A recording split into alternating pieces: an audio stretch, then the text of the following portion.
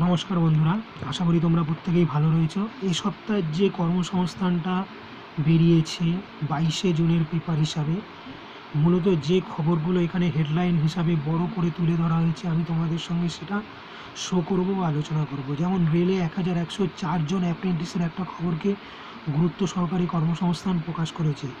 মাধ্যমিক এবং আইটিআই যারা পাশ করে রয়েছে তারাই মূলত এখানে অ্যাপ্লাই করতে পারবে। কোস্টগার্ডে 320 জন নাবিক, সেরকম একটা খবর কিন্তু প্রকাশ করা হয়েছে, অর্থাৎ ভারতীয় উপকূলরক্ষী বাহিনীর তরফে উচ্চ মাধ্যমিক এবং ডিপ্লোমা ছেলেদের জন্য। কটন কর্পোরেশন অফ ইন্ডিয়া লিমিটেডে 211 জন অ্যাসিস্ট্যান্ট এবং ট্রেনি, এই ধরনের খবরও কিন্তু এরা আর একটা প্রকাশ করেছে। সেবিতে 97 জন অফিসার নিচ্ছে, এইরকম একটা খবরকে তারা গুরুত্ব সহকারে প্রকাশ করেছে।